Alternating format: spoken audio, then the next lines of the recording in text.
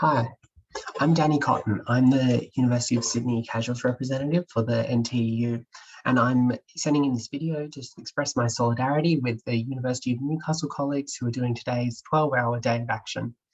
What I wanted to contribute is to read our letters at University of Sydney, because this is a national fight. We've seen this at every single university, and days of action like this are how we link together and fight back.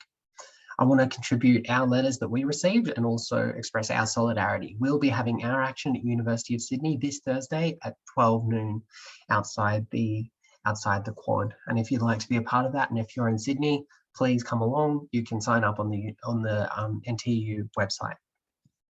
The letters that we received at Uni of Sydney were similarly bureaucratic and terse to what Uni of Newcastle received.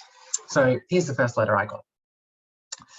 Dear Ms. Cotton, Casual Conversion Assessment Outcome. We are writing to you to let you know about recent changes to the Fair Work Act relating to casual employment. In March 2021, amendments were made to the Fair Work Act relating to casual employment.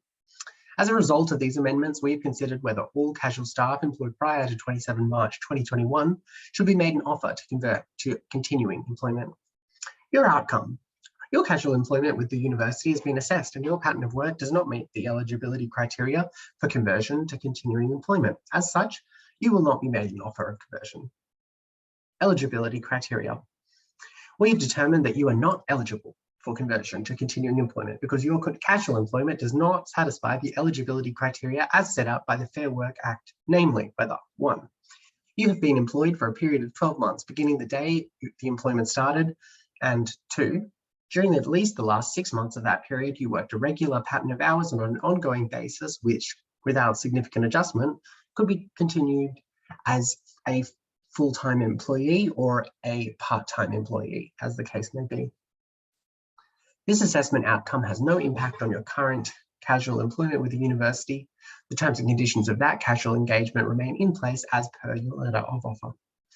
If you hold other fixed-term or continuing positions at the university, there is no impact to these appointments as a result of the assessment of your casual employment.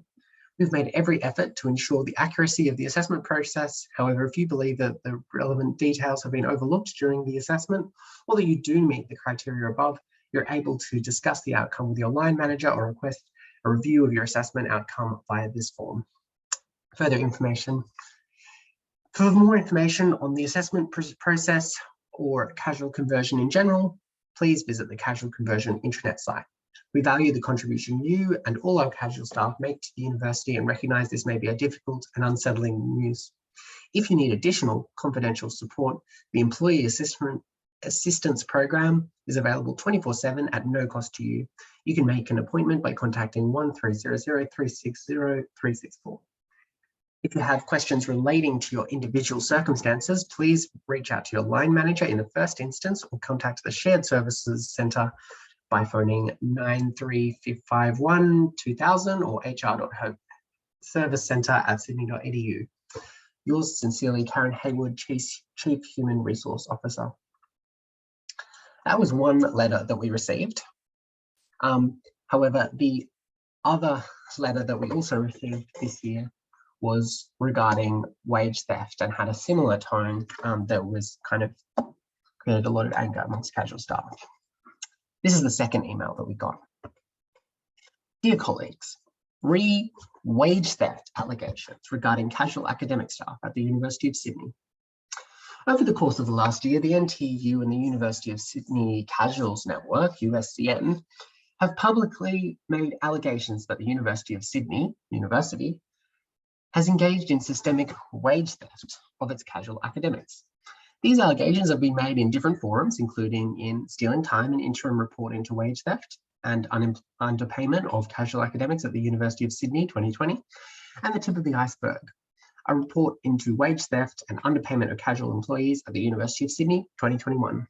Together, the reports, published by the USCN and in submissions made by the NTEU and USCN to the Senate Economics References Committee's inquiries into unlawful underpayment of employees' remuneration. Although these public allegations made against the university are very serious, the allegations did not provide the university with details identifying the staff involved or the circumstances of the supposed underpayments, such as would enable the university to investigate a particular payment or situation. The university takes seriously any allegation that it has failed to meet its legal obligations to staff. So, notwithstanding the non-specific nature of the allegations, earlier this year, it initiated an investigation of the payment arrangements of casual academic staff members. The purpose of the investigation was to determine whether any work practices or arrangements were being adopted by management that could result in the underpayment to staff and their entitlements under the University of Sydney Enterprise Agreement 2018 to 2021, or EA. The investigation was conducted in 2 stages and was confined to the Faculty of Arts and Social Sciences on the basis that the majority of respondents referred to in the reports worked in FAS. The first stage of the investigation was a desktop review of relevant documents used in FAS, such as template, casual academic contracts, policies and procedures, workload and marking guidelines, training and induction materials, and staff communications.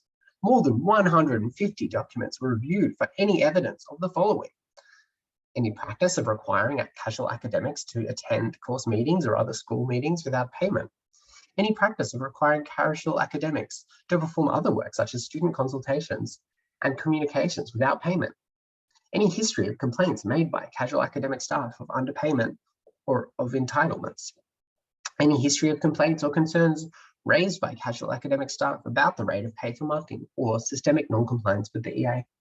The review found no evidence of practices within FAS that were directed to or had the effect of avoiding the university's obligations to pay staff for all work required to be performed. The second stage of the investigation was to test whether the position revealed by the desktop review was consistent with the day-to-day work conduct of managers through interviews with managers, including heads of school and school managers across the schools within FAS.